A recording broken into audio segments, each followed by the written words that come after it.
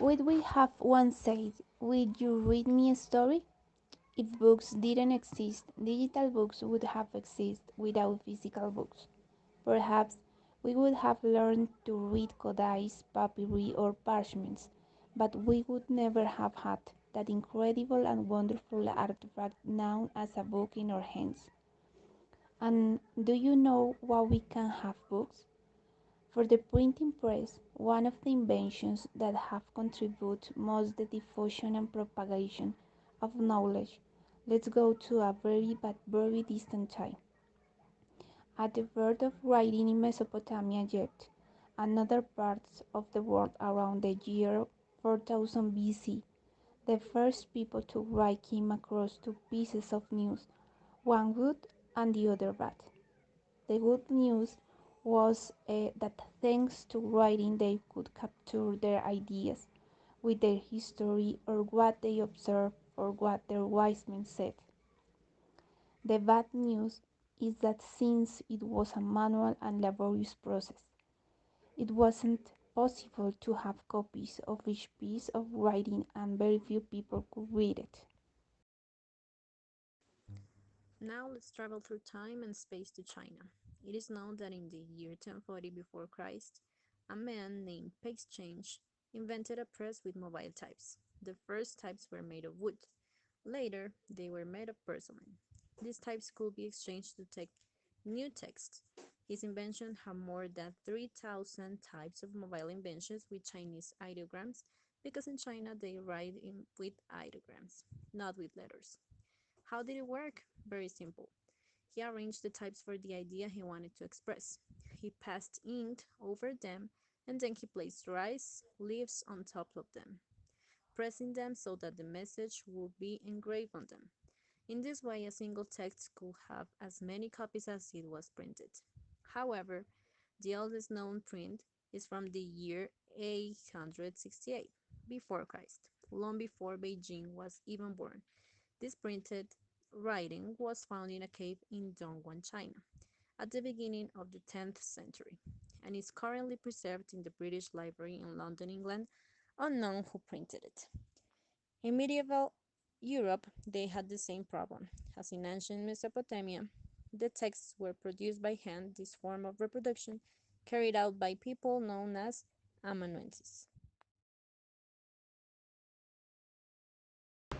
It could take months and even years for its book.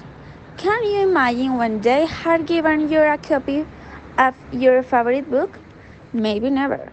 That is exactly why they looked for pressures to achieve more effective reproduction techniques.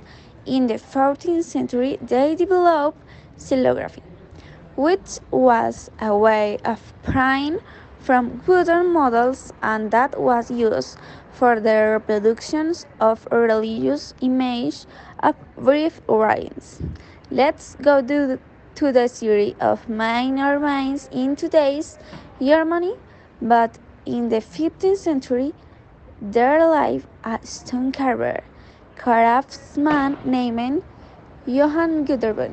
When Gutenberg learned to carve metal, he devised a printing system using movable types of that material.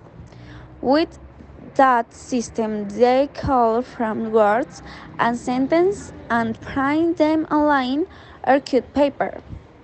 That is how Gutenberg created the prime model that ended up being the most used and known in the world. In his first print project, Gutenberg printed many Bibles. From that first print run, less than 15 survive, and only are 22 of them are complete. The Beinecke Library of Yale University in the United States exhibits one of these original Bibles to the public. It is the most precious of the so-called incunable books. The name given the book's print between 1415 and 1501. Incunable also means in the cradle, that is to say, in the cradle of prime.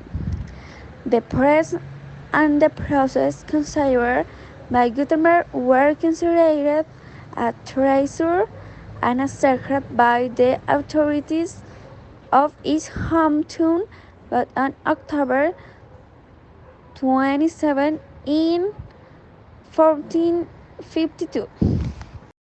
Mainz was attacked by the troops of Prince Adolfo II de Nassau, a situation that provoked the flight of the princes of the city and their dispersion throughout Europe in search of refuge. They settled in cities like Cologne, Strasbourg, and later also arose printing business in Rome, Paris, and Seville. The latter was the first in the Iberian Peninsula. Thanks to the printing press, the ideas of humanism and the Renaissance could spread throughout the Western world. All the later ideas and all the creative works, stories, and novels found in books agreed a way to reach many people. The printing press arrived in America by the hand of the Spaniards. The first printing press in the continent was opened in 1539 in Mexico City, directed by the printer Juan Pablo, and the first book that was printed in the New World was scaled by Bishop Fray Juan de Zumarraga. This was the first American incumbent, as the books printed in America are called. In the 16th century, a copy of it is kept in the National Library of Mexico. Since then in Mexico we have printed books and many options to choose our readings. Which is the most beloved and valuable book for you?